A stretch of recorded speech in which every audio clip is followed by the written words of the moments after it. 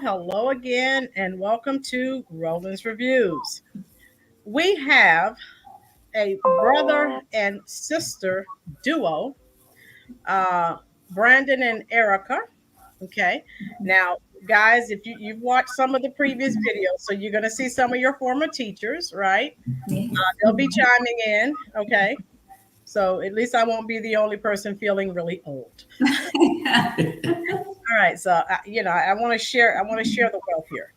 And so again, guys, I was talking to you earlier, and this is the 20th anniversary of OHS. Yes. And so definitely, how you doing? I was speaking to. Do you remember Daniel McKinney? He was like, "Oh yeah." Yeah. Mm-hmm. He's already in the chat section. He was like, "Oh yeah, I haven't talked to them in a long time." So one good thing I love about these conducting these interviews is I get to hear from students that I haven't heard from in a long time. Teachers get to come in. Your former teachers come in. They're talking. How you doing? They're coming in the chat section now. So feel free to be brutally honest. Again, a lot of our students are under the impression everything's going to be perfect. And you guys know that it is not, right? And so I started this series. I was speaking to you guys earlier because we as educators and just the whole education system as a whole is, we focus too much on the people who are doing what they shouldn't be doing. All Mm-hmm. right. And we definitely need to focus on those of you who come and do what you're supposed to do. And now you're very successful. I think you have a little feedback going on. You may have to turn down your tablet. That better? Yeah, that's perfect. Okay. The echo is gone. All right. Yeah. And so that's my whole goal of doing this series. And you can thank Miss Council. We were talking, and then of course you guys remember Teresa McCoy. She's a Barnes now. She got married. Okay. Yeah, she taught. I think you took her course, didn't you, Brandon? Sports marketing. I think so. Yeah. Yeah, sports marketing. So, um, we were talking, and she comes in, she chimes in all the time, like, "Oh my God," So as I'm asking questions, former teachers are, I'll read the comments, but former teachers are, how are you doing? And da da da da da da. So it's like a little family reunion, basically. Yes. All right. So again, you can be brutally honest. That honesty is always the best policy. So I often start out these interviews with briefly discuss your experience at OHS, okay? And of course, since I'm a CTE teacher, I really want to know how did the CTE courses that you took at OHS, how did they benefit you in your chosen profession? So go ahead and start us out with that, whichever, Brandon, Erika, whoever. So my experience at Overhills High School, it was great. I can say in high school overall, your teachers care about you. Believe it or not, they definitely do. And so, I was a cheerleader and just overall great experience. The CTE courses, I unfortunately did not get to take your animal science course, but I do feel like they just help with just being well-rounded, just help on the journey itself. So facts. Brandon? And I would say I always tell people to this day, my high school experience I have no complaints. I played sports, had a good group of friends. Right. Again, and the teachers did care about you. So, and then I did take your animal science. I think I took both of them actually, 1 and 2. You did. And I definitely feel like it helped me in undergrad and just it really solidified that I did want to go into something agriculture, dealing with animals. Right. And so I had a better understanding going into undergrad into my animal science degree. After taking your course. Okay, sounds. Now let's digress. Now, for people in the comment section that aren't aware, I actually taught Erika as well as Brandon at OMS. That's So right. we go back to middle school. Yes. So we go back a long ways, okay? And now Erika, I remember from OMS, you were just very serious. You didn't loosen up until you got to the high school, but you would do that work, and you would just sit there very detailed. Brandon, of course, was the stinker. Brandon was, hey, I'm here to have a good time. Erika was like, yeah, but it all works out in the wash, right? So both of you have worked very hard. Again, no one has given you anything. It's just Brandon. I think didn't you contact me? Your parents contacted me and let me know that you did well in my courses at OHS, and so there were courses you did not have to take in college. Correct? That's correct. Yeah. Okay. Yeah. So again, an added incentive to do your best. Yes. Yes, absolutely. Save money and time. Okay. That's it. Now, what were some challenges that you faced when you left OHS? Because again, when you leave high school, I mean, and we've all done that, and we think everything. You remember, I used to, and I still tell students, this is make believe. This is not real world. So tell me, what were some challenges that you faced? There you go. You got it. So going from high school to college, like you are going from a very small class to an auditorium of people. You just feel like a fish in the sea. Right. And so, you know, the high school was, I would say high school was pretty, I don't want to say easy, but compared to college, easy. Yeah.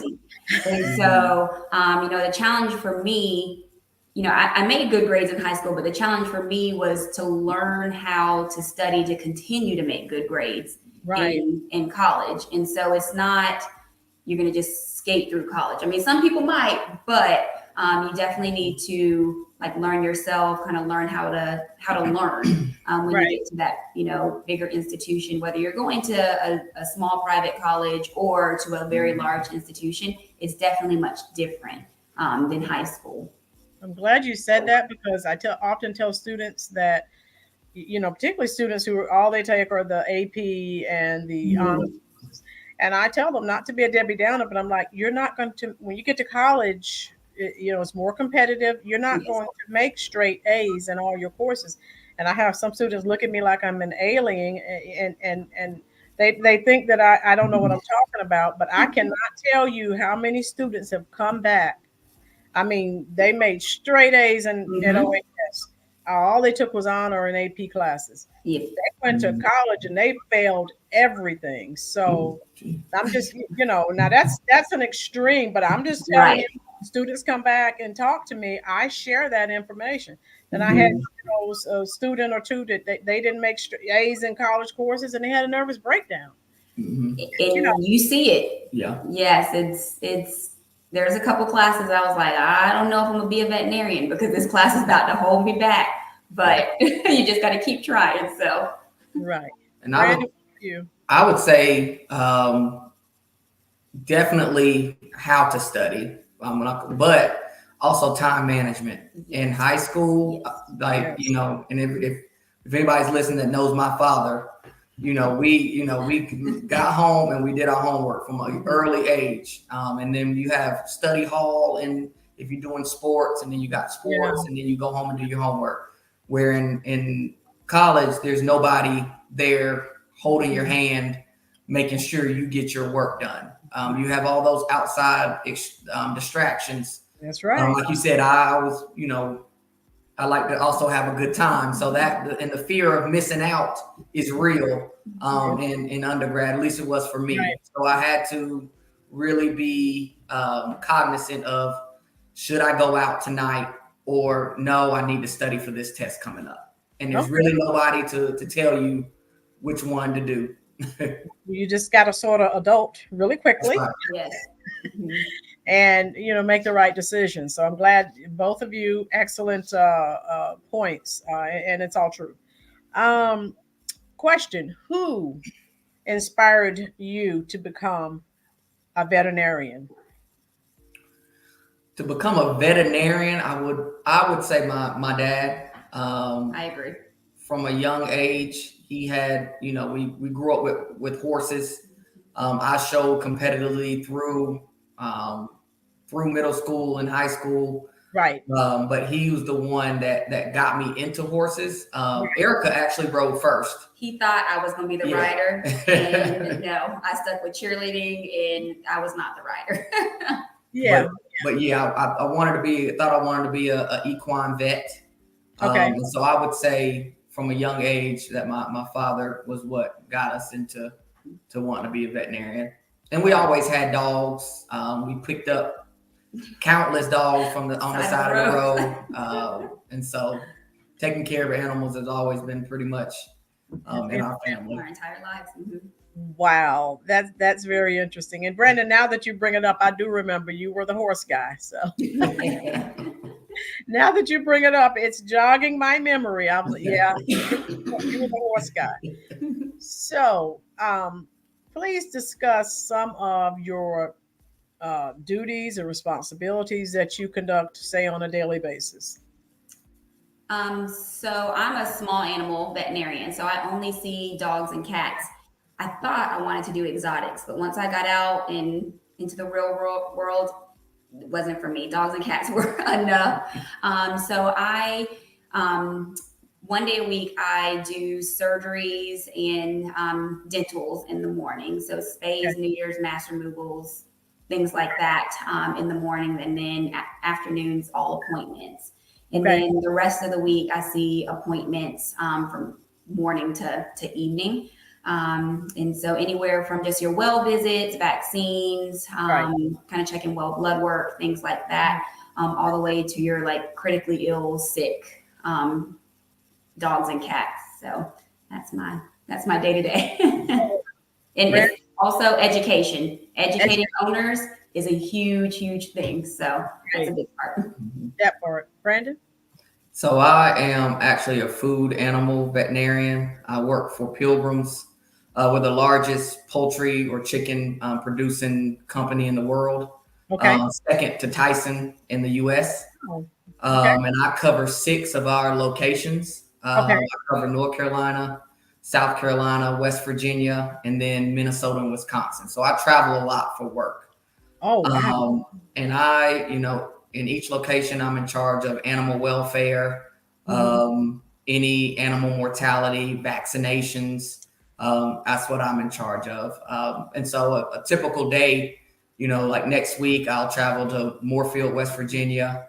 I look at their numbers, and if they have high 7-day mortality, I troubleshoot that. If they're having high breeder mortality, that's what I just do a lot of troubleshooting. Whoa. Brandon, since you say you do the animal welfare, you remember the videos I shared with you that you guys were like, oh, I can't watch this. Because remember, we had an entire objective on animal welfare and animal rights, remember? That's right. And every time I would share that, people would be like, oh, God, I can't eat. I'm not. I would always have students that would become instant vegetarians. So, glad you brought that up. What advice would you give to students who are sitting in the very classrooms at OHS that you were once sitting in a few years ago?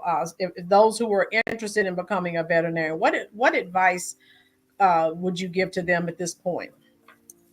My biggest advice is make sure you go into a veterinary office and try to see what goes on behind the scenes, because people think, oh, you just play with kittens and puppies all day. Sometimes I wish that's all I did was play with kittens and puppies all day.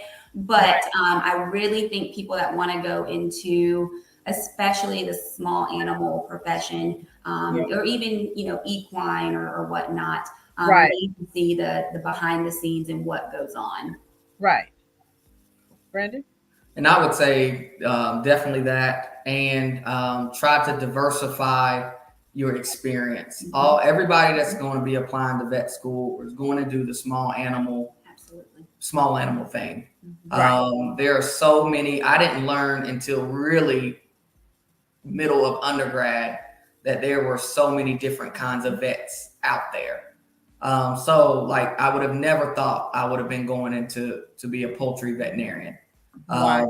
And so that's what I would just open your mind and figure out, okay, yeah, I want to get my small animal, but try to diversify so you Right. send it out in your application.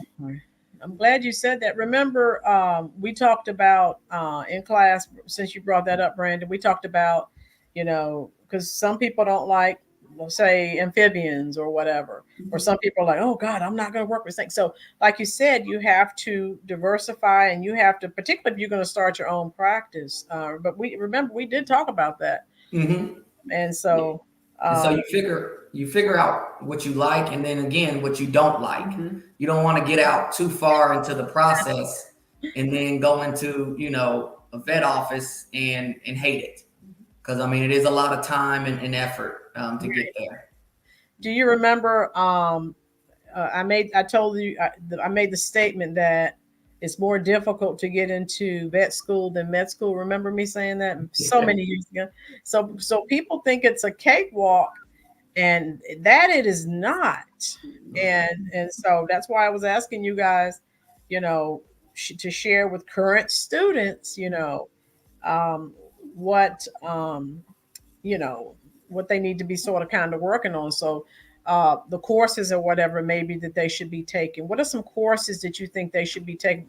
Of course, animal science 1 and 2, but what are some other courses that you think they should be taking that would really help them in their profession? Do you mean in high school or high school? Right. Those who I would. experience.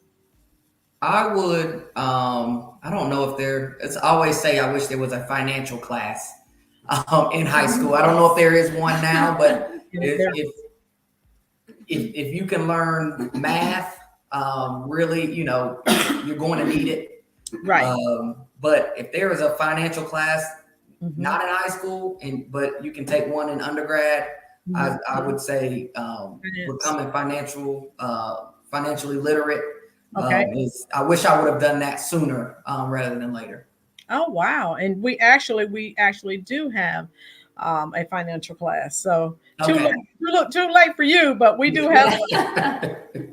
Well, if you have it, pay attention in it. Thank you, Yeah. Erika. I would say really your science classes, just in general, biology, chemistry. Because you definitely have to take multiple science classes once you get to college. So if you're ahead of the game, that's definitely going to help you out once you get to college. Right. Okay. Very good. And you don't have to love those classes. Like you don't have to love chemistry to be a veterinarian. You have to pass those classes.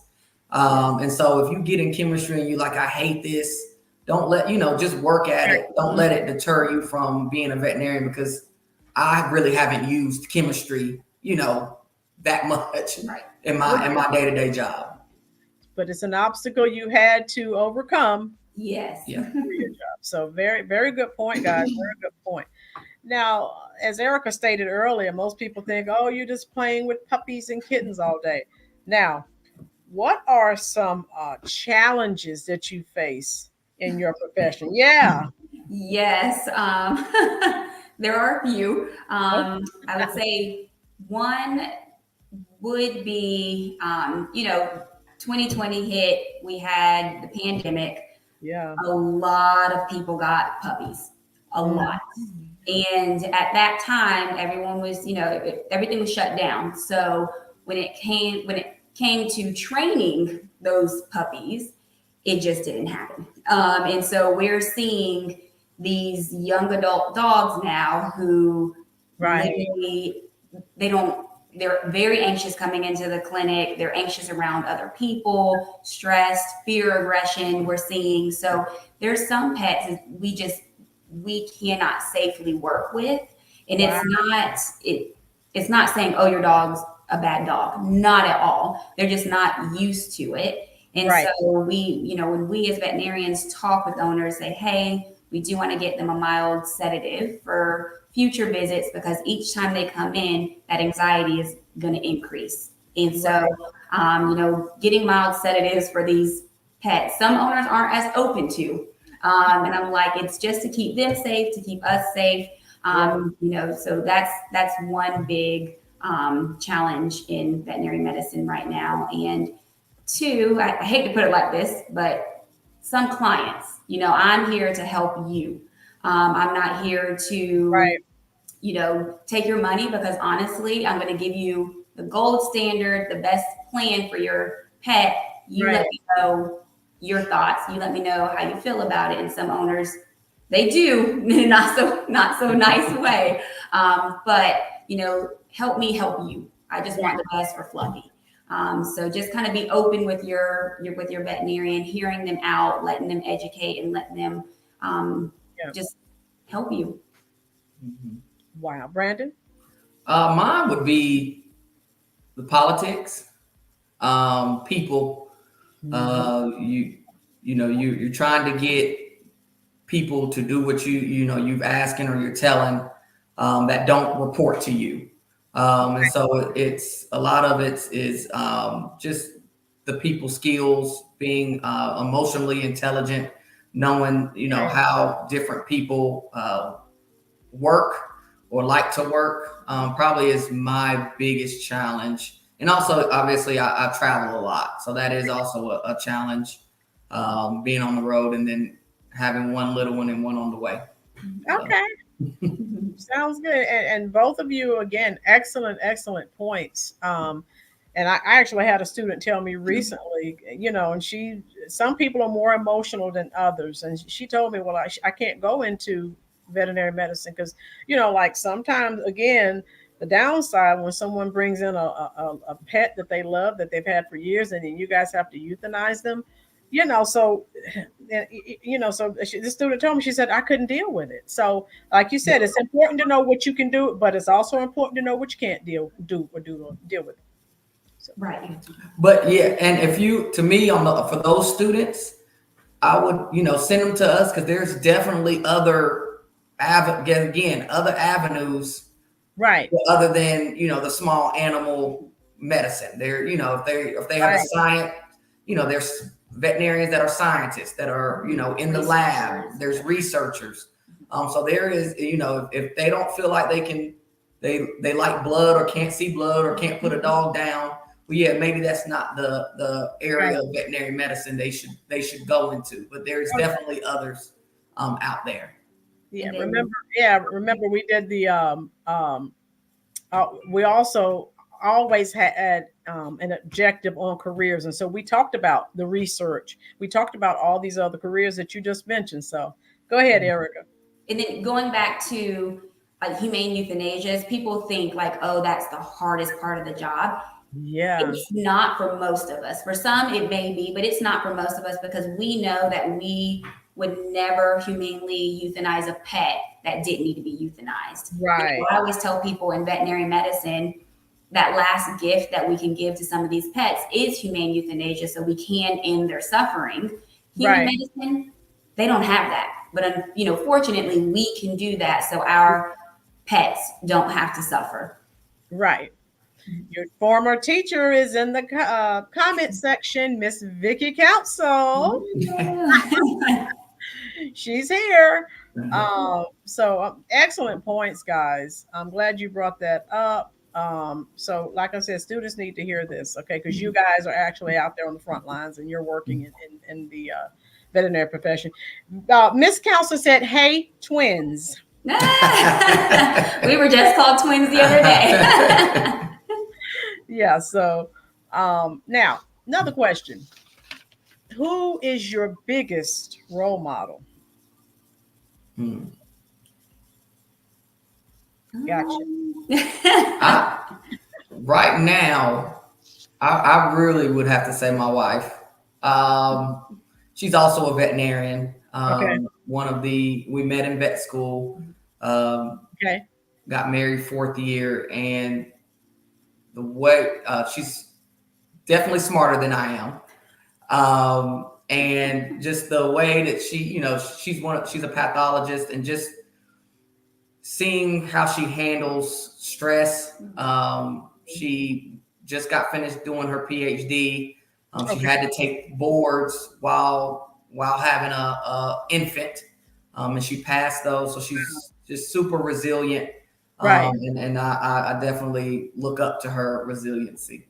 Oh, wow. Good. Okay. Erika?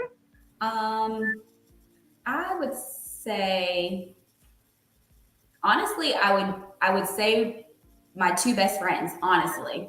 Sherelle and Robin. We've been best friends since middle school, going into high school. And just seeing, you know, I always tell them, I'm so proud of us. Like, I'm proud of what we've done in life. I'm proud of we're mamas, we're doing big things, but just seeing them do great in life makes me want to do great in life. And so shout out to my best friend Sherelle and Robin. Yes, but they they definitely are. Yeah, Vicky, you see, Erika had to add her little shameless plug there. But no, what you're saying now, you feel that way about your friends. How do you think me, Miss Council, your other teachers, how do you think we feel about you and the success? Y'all are proud. Yeah. So, you know, of course, when you're there in our classes, you're like, oh God, it's particularly, you know, dealing with the rules.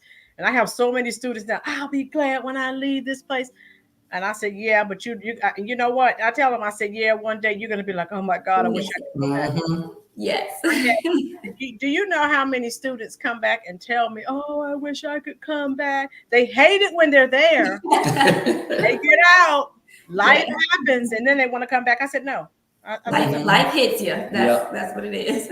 Sure. Speak of the devil, Sherelle Davis is here. There she goes. She said you inspire her too. Love you big. Okay. So, and that's what it's all about, guys. You know, when your teachers are pushing you, we're not trying to make your life miserable. We're trying to make you a success. And that's just what it's all about. And yeah, some of you're kicking and screaming the whole time. But as long as you get to where you need to be to become a success, we don't care. Right. Then that it is what it is. Now, what's the most rewarding part of your career? The most rewarding. For me, I would say seeing my patients from a puppy to getting older. So seeing them at their first puppy visit, and then, you know, throughout the years, seeing them age. I always hate to see the gray faces, you know, pop up, but it is nice to see them kind of age and grow with their families. Oh, wow. Brandon? Mine is really just feeding the world, being able to, you know, this job has allowed me to, you know, travel abroad, and really put it in perspective how well or good we have it here. The company I work for, we do a lot of community service, Habitat for Humanity. Oh, wow. Over COVID, we gave a lot of chicken away. And so just seeing the faces of people that we're helping to feed makes me keep going every day. Oh, wow. And that's good to know. What part of your job, if you had to say, do you like the least? So you know, each job or career is like, oh, I really don't want to do this. Oh. So if you had to choose something, what would it be?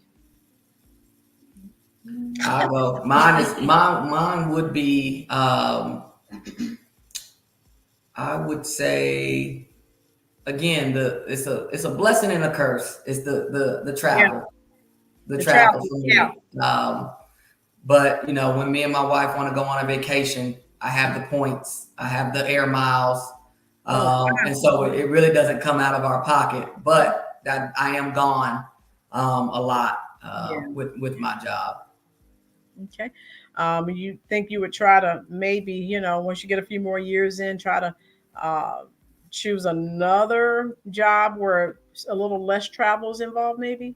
I'm thinking either that, or maybe, if I move up in the company or moving Yeah. more into a leadership role, Okay. might allow me to travel less. Okay. Good. Erika? I'm going to be honest. It's ungrateful owners. That's honestly, it is very, very hard. Just kind of dealing with ungrateful owners. I have so many amazing owners who bend over backwards for, do anything for. And then, you just have some that, hey, it is what it is. So, But Erika, since you said that, look at us, your teachers. We deal with a lot of ungrateful. oh yes. So that's why we sort of, and you hear people, oh, teacher's pet, teacher's pet. And anytime students say that to me, I'm like, look, we're human. If I have a student over here that does what they're supposed to do, and I never have to say, hey, stop this, stop that. Mm-hmm. And I'm constantly calling your name. Let's see. Yeah, I think I'm going to like this one better. That's human nature. And they don't get it. And so it's not that they're a teacher's pet. It's just that they come and do what they're supposed to do. And I'm not calling their name every 5 minutes. So, and since you said that ungrateful owners, me working with parents, we have a lot of ungrateful parents and students. And so yeah, what I tell people is that usually when someone's lashing out at you, that's something going on in their personal life. Mm-hmm. Yes. And they come and then they lash out at you. So right. I tell my students, just walk away. They're not going to stand there and argue with themselves. They'll get the message. Yes. Oh, you're right. Yeah. And I tell them, don't stand there and argue and use profanity. Right. I said, no, for what? Mm-hmm. I'm glad you said that. Very good point. What are some career success skills? I think, Brandon, you mentioned one earlier, time management. But what are some other career success skills that students would need to become successful veterinarians? I would say one is really trying to figure out your work-life balance. If you're putting everything into your work, you have to be able to relax and you have to be able to kind of reset. So I don't think you can be the best veterinarian you can be if that's all you are. Mm-hmm. Okay, that makes sense. Brandon? I would say it's not a set skill, but you just want to be the most well-rounded person that you can be. There's been people in vet school that all they were doing is in the book. And then they have no people skills. Mm-hmm. So they did well through vet school, but they get out in the real world and have to deal with clients. I would say, be, in undergrad, I'm all for go out.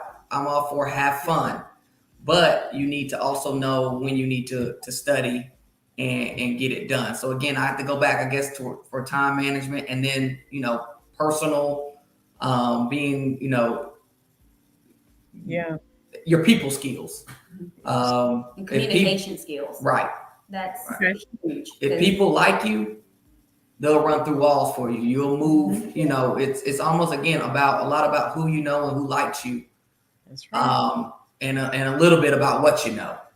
So if people like you and you're on your game, right, you'll be successful in any field that you go into. And that's going not only for the people you work with, but like in my like being a small animal veterinarian, people skills with your clients. Like people told me, like, I really like coming to you because you don't just come in the room and say, this is what your pet needs and leaves. Like I sit there and I talk with them, how's your son? How was your trip that you went on last time I saw you? Just being personable can really take you far. Wow. So you're saying definitely your soft skills. Yes. Communication, definitely need to get those two together. Okay. That's right. Perfect. Now, I'll ask each of you individually, how do you set yourself apart? Because, obviously you have other people that you're working around, both of you do. How do you distinguish yourself from other people in your chosen profession? So what do you do extra or beyond? I would kind of going off my last answer is just being personable. Like that's like I like talking and learning about my clients. Like that is big to me. If I'm meeting a puppy for the first time, I'm gonna talk with them about like why'd you choose this breed, or what led you to get a bulldog, get a French bulldog. So Yeah.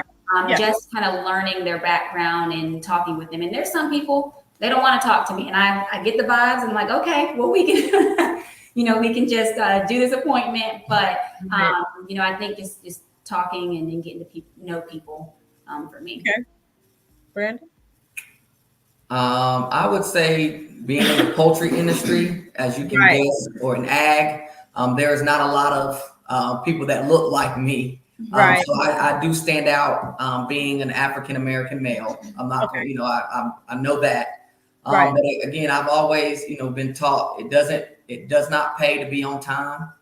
It does not pay to be present. And that's what I tell students that shadow me. The students that are on time, that are present, that are not on their phones, that are asking intelligent questions, they're the ones that stand out. And so that's kind of what I do on a day-to-day basis. I try to get my work done early. I speak up during meetings when I have something to say, and just try to be again there in the moment. Right. I'm glad you brought that up, Brandon, because you guys have probably forgotten.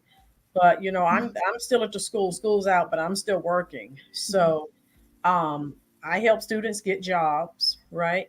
And of course, I go to teacher workshops and conferences during the summertime, and that's a major issue. So, like you said, now you already stand out. So if you're not doing your job, it's going to be very evident, right? Mm-hmm. And so I often tell my students when you go, I said, look, do you see me on my cell phone? I come in my room. I'm in HUD 11 now. I come in my room and I sit it right there beside my MacBook. And because they're like, well, I'm like, if anyone's calling me, if it's an emergency, they will call back. Mm-hmm. And, they just have a million and one excuses. Well, my mother's called. Your mother knows you're in class. Right. Mm-hmm. Right. So it's just me, interviewing employers, major issue, cell phones. Mm-hmm. And so, if you want to sit up and say, well, I got fired or they gave me a bad, review because of da da da da da. And sometimes people turn things racial, and it's not racial, it's your actions. Mm-hmm. So, like you said, you have to be cognizant of your environment, your surroundings. And if you do what you're supposed to be doing, you're not going to have any problems. Right. Right. And that's just how it goes. A lot of the students who can't come to class on time, and like I said, I go on in. I talk to employers every summer. That's part of what I do. We have internships and other programs for students. They get jobs. Sometimes they get fired. And so I go and I ask the employers what happened. Mm-hmm. The same ones who don't go to class on time, well, they don't get to work on time. There's a correlation. So you guys have been out of high school long enough to know, and I tell my students, I'm still doing things I did in high school. Right. Because my students, why are you here? I'm still the first teacher there. Mm-hmm. Mm-hmm. I still do. If you guys remember, I never missed days. Mm-hmm. I did not. I told you, if I'm not here, I'm dead. And you guys were like, this lady's nuts. But you remember, I didn't miss any days. Right. I was the same way in high school. Every year I got the the perfect attendance. Perfect attendance. Mm-hmm. Yeah, even senior skip days, I was there. I was not missing school. Of course, right. I was a little bit nerdy, but okay. I love school. I was like, I'm not missing it, even if there wasn't a lot going on. But I'm saying, I tell people, they think they can flip a switch and change. No. You change a little bit. I'm still doing the same thing I was doing in high school. I'm still the first teacher at the school. Right. Really early, 5:30. I'm that. So again, You're not changing that much. They think they can change. They get out here, they get to work late, and they're fired. Right. So I'm definitely glad you.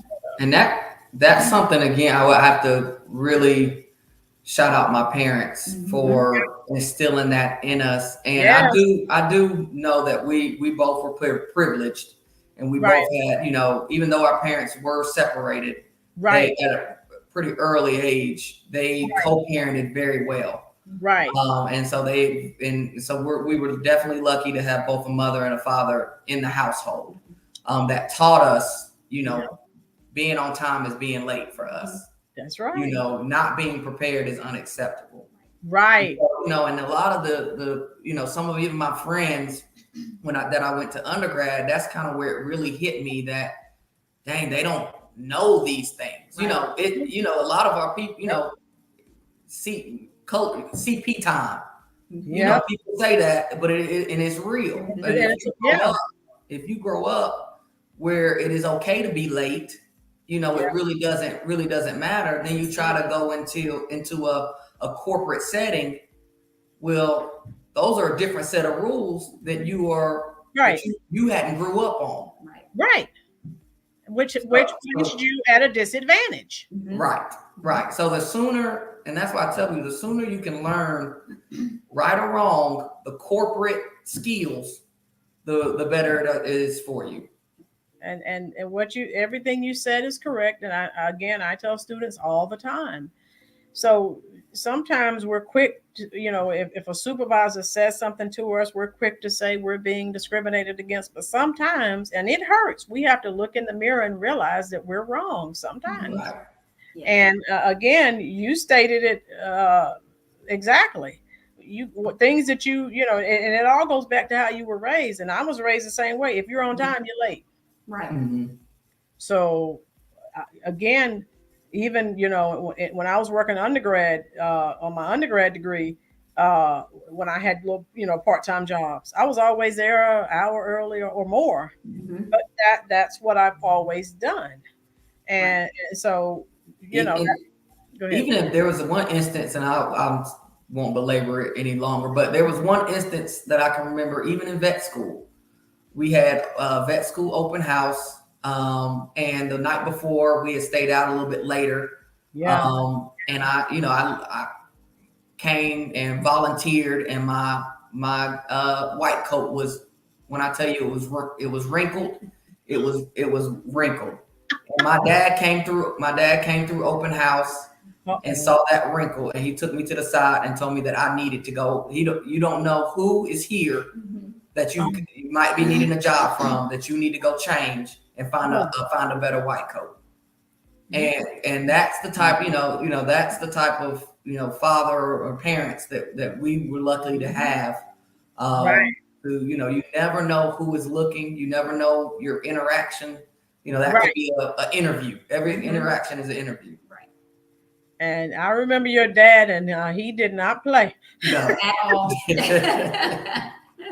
But look at where you are now. Mm-hmm. Thank God for your mom and dad. Mm-hmm. So again, look, you two are both successful. You don't have to make excuses for being failures, because you're a success because of your parent. It all goes back to the home. It just does. Right.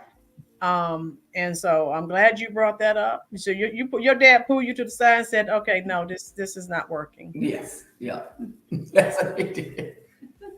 But again, even if you don't have two parents in the household, or you don't have, the quicker somebody can find that in a mentor, the better off you'll be. I don't want to make anybody think because I don't have two good parents that I can't be successful. I've got a multiple friends that are also vets that came from the bottom.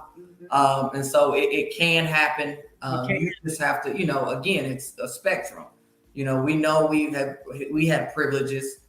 So they just had to work a little bit harder to get to where they are. Right.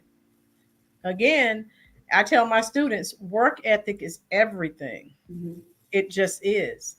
Yes. People don't look at, when you have an excellent work ethic, they're not looking so much at your color. They're like, okay, this person can really help my business thrive. So we have to, we have to do a little changing of the thinking a little bit. But I'm glad you brought that up. Now, for each of you, and Erika, again, for those of you just coming in, Erika was a 2007 graduate of OHS, and Brandon was a 2009. I wanted some more teachers to come in here. I don't want to be the only old person.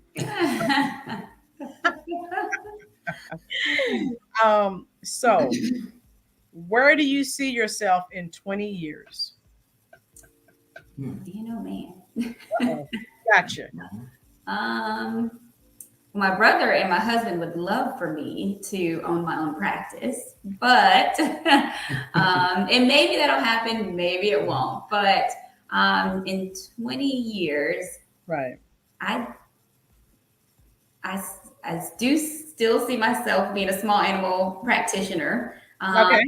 I would love, maybe at that 20-year mark, I would love to be part-time. Not gonna lie. I don't know. I'm very family oriented. In 20 years, my kids will be grown, but right.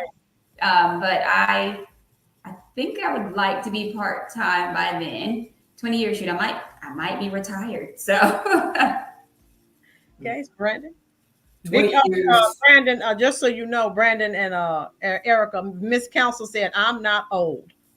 No, you're not old. We're just catching up, Miss Council. That's all. Yeah. Go ahead, Brandon. In 20 years, I definitely will. I think I've grown to like the processing plant side of the business, because I can see a return on investment from the decisions I personally make. And currently, right now, Pilgrims does not have a veterinarian solely for the processing plants. Right. So I would like to be head of veterinary services over the processing plants, all of Pilgrim's processing plants. I think that's where I would like to be. Oh, wow. So I was sort of thinking maybe in the future you two would come together and open up a practice. I told her I would, she can run it, but I'll go in with her. That's what I'm talking about. So we definitely couldn't work together. Why not? You'll be just fine. Now, those of you just coming in, okay, we're having a wonderful conversation with two former students. I taught both of them at OMS, one of them at OHS, and so it's like I've known them forever. So Erika, I'll start with you. You graduated again in 2007. Yes. What if you could go back in time? What would you tell your 2007 self? I would tell myself, you're going to be okay. You're going to do well. And I honestly, I have no regrets, at all. So I would just tell her, you're going to do a good job. Oh, wow. Okay. Yeah. Brandon? Going back to, I've learned so much about the amount I do not know about finances within the last maybe couple years. So I would say, maybe take more financial classes. Again, I'm learning a lot right now, but that's what I would tell myself. And again, have fun, which I did have fun, but just enjoy every minute of it. Because once you start having kids, and it's just, we're still having fun. It's just a different type of fun. That's right. Yeah. So enjoy. And I'm always telling my students, that come to me and they're telling me 25 things are wrong in their life. I'm like, look, you have your whole life to deal with a bunch of drama. These are the good times, right. Enjoy them. Yeah.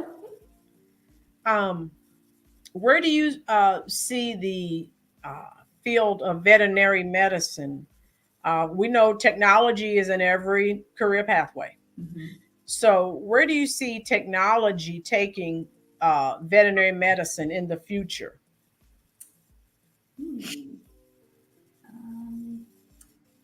I do think we will see a little bit more telemedicine in veterinary medicine. Wow. We can only do so much with telemedicine because our big thing is like my patients, they can't talk. We're having this conversation here. You can say, oh, my left ear hurts, but, our big thing is hands-on. Physical exams are a big thing, but I do think veterinary medicine will start to see a bit more telemedicine for more minor things. Because veterinary medicine, we're busy. We are very busy. Unfortunately, a lot of doctors are dropping out of the field, and so there's only so much that we can see in the office. So I do think telemedicine continuing will benefit veterinary medicine. Why do you think people are starting to leave the profession? Oh, there's many reasons. Again, big thing is work-life balance. A lot of people want us to be on call 24/7, and we just can't. We have our own families outside of the office. And so, there's some general practitioners or, small animal office that still do have on call. But a lot of offices are moving away from that because we're just seeing that people are burning out, unfortunately. And if you're burnt out, you can't be the best veterinarian you can be. And I don't know if many people know this, but veterinarians, they have the highest suicide rate in the medical field. Oh, wow. Okay. So yes, wow, that's important to know. Yes. And so, unfortunately, I've had some colleagues that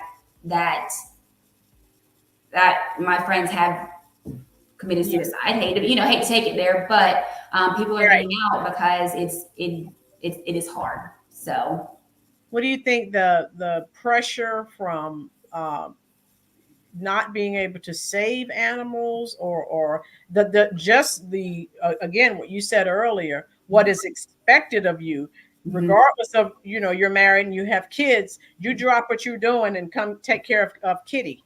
Yes. Like that was just run off, that hit by a car or something of that nature.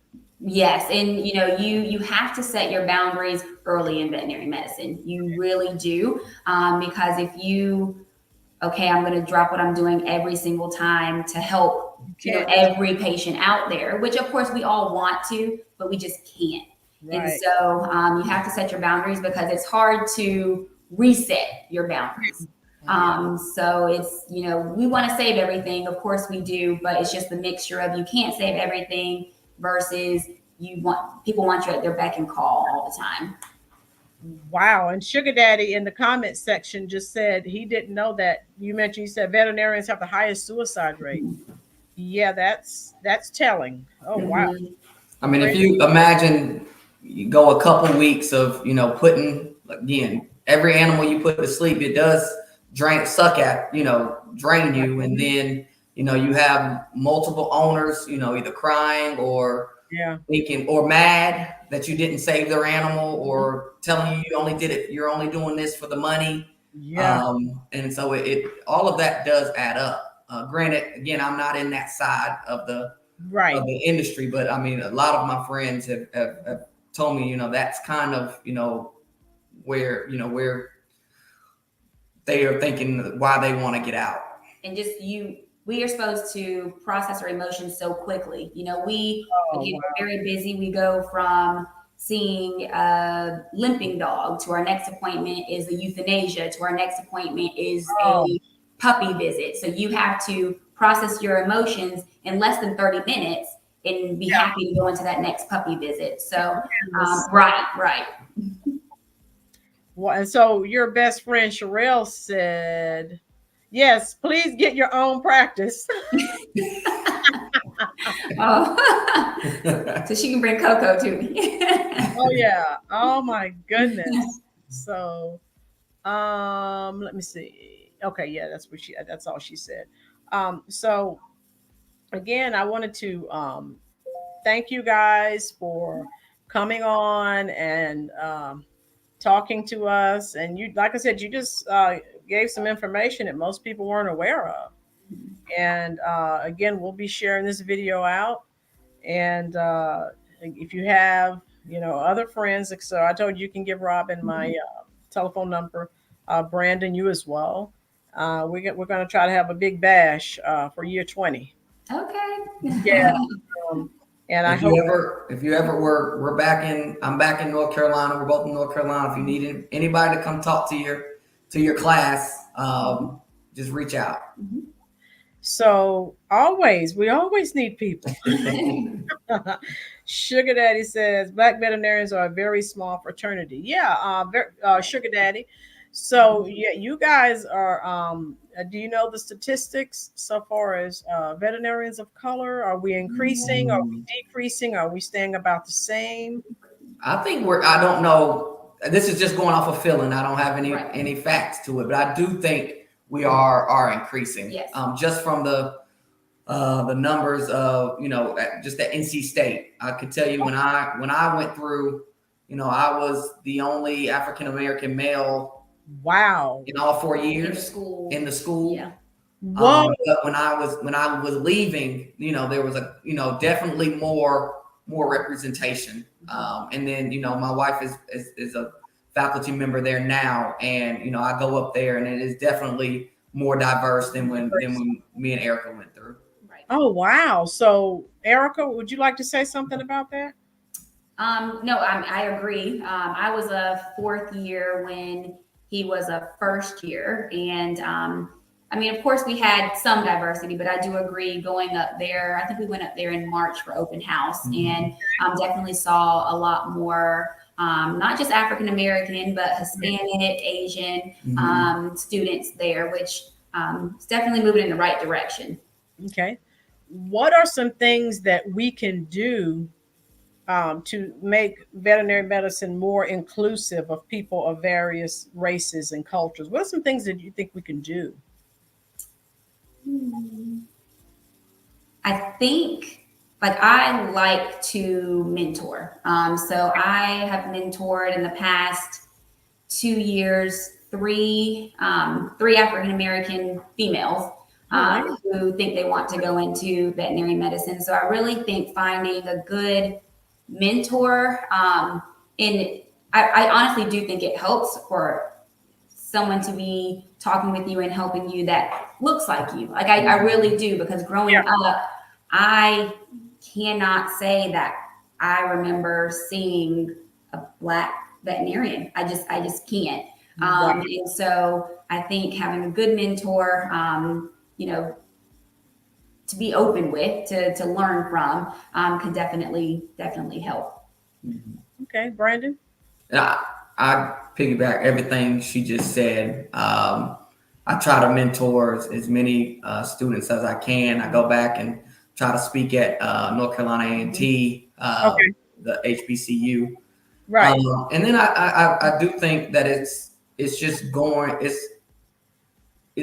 to happen organically. I do believe, because the history of our grandparents or great grandparents, as a culture, we saw animals differently. We didn't see it. You didn't have the dog in the house. The dog stayed outside. Yeah. And now, a lot of my friends, Black, white, whatever, the dog is sometimes in the house and sometimes in the bed. And so I think as a culture, the viewing of animals is different. And that veterinary profession is just is going to be brought to our culture a little bit earlier than it had in the past. Oh wow!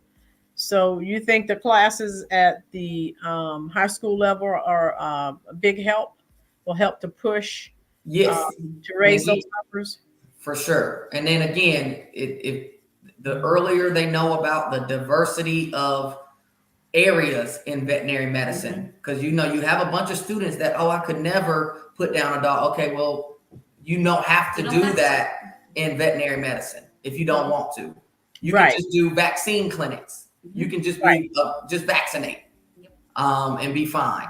So just letting them know the avenues, because again, if I had to do small animal medicine, I would not be in veterinary medicine. Oh, wow. Just because, the stuff she has to deal with on a day-to-day basis. That's not for you. It's not for me. So I'm glad I found food animal niche there. medicine. And since you mentioned food animal, they've actually changed the animal science curriculum. And they have, before when you were taking the classes, it was companion animals. Now they actually have added food and companion animals. So they've actually, they've changed some stuff up. So it's very interesting that you said that. But thank you. I didn't want to take up your entire Sunday. No worries. Yeah. This has been very informative. Good. All right, Erika, parting shots. You're first.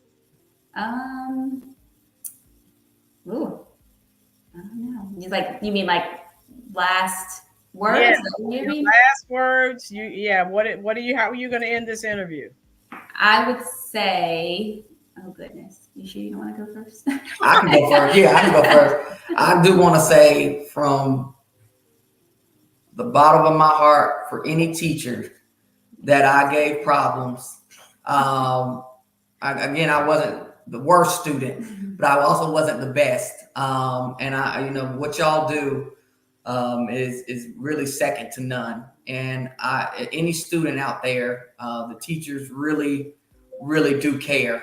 And they really are trying to prepare you for the next level. And so I want to say, thank you to all the teachers out there.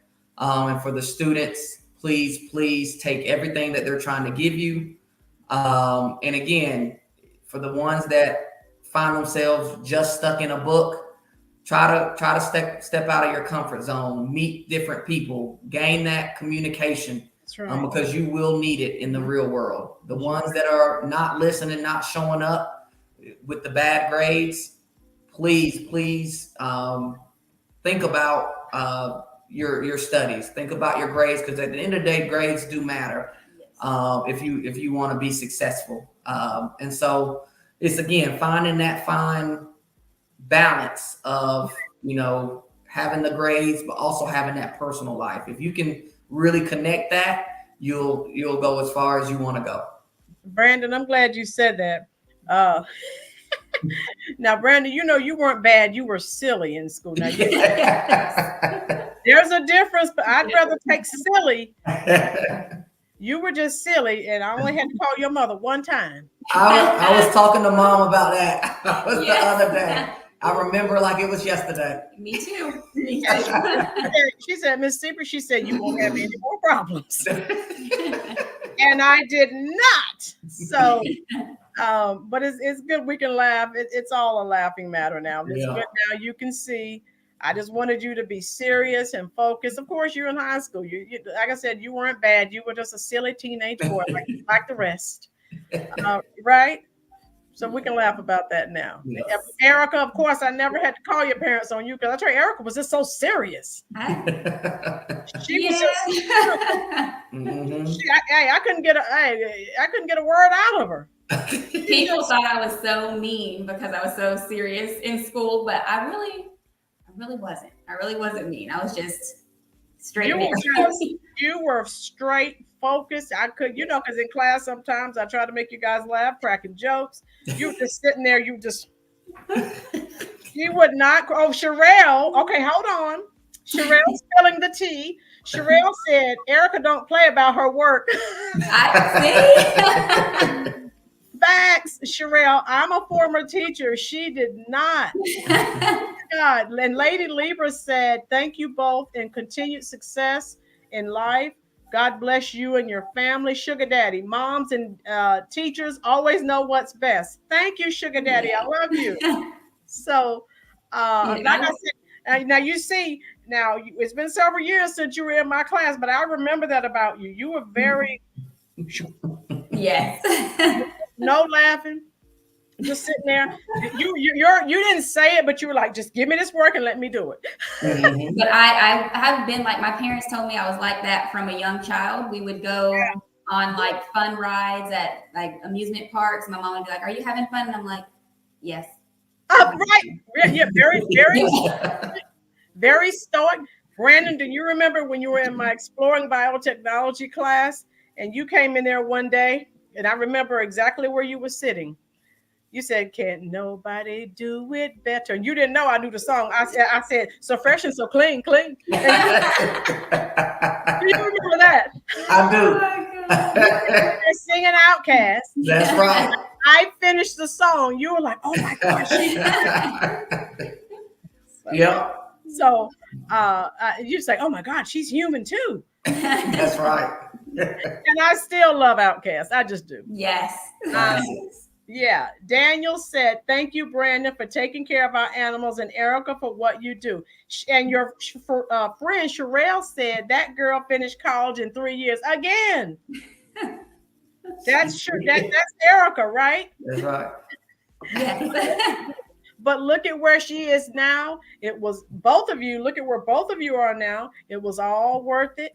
Yes. And you don't have to, make excuses for anything. You're a success. And that's what it's all about. So me and your other teachers, that's all we wanted. We're happy.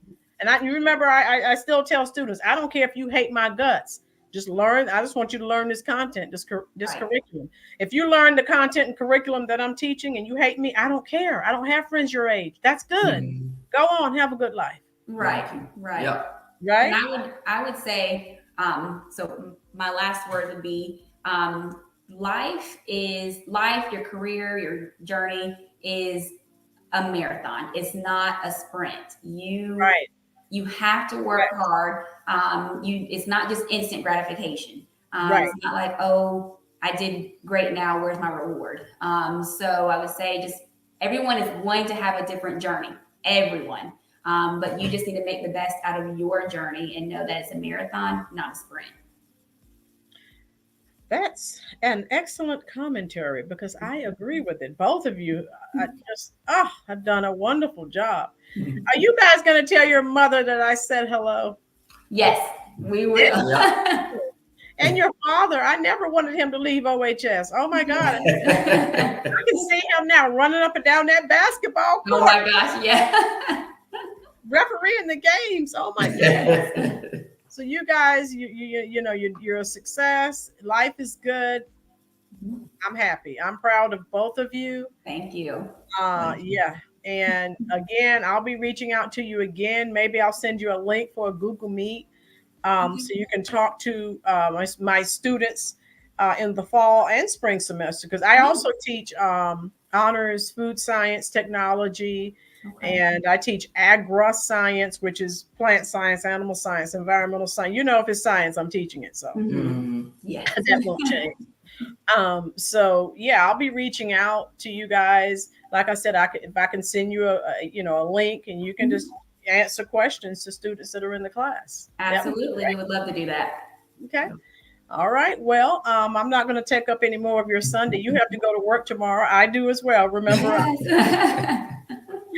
So thank you so much. Yes, Thank you. We appreciate it. Taking time out of your busy schedule, and send me some more students, please. Yes, Sure I will will. let Robin know. Promise? Promise. Yes, promise. Take care and enjoy the rest of your Sunday. You All too. right. Bye, everybody. Thank y'all.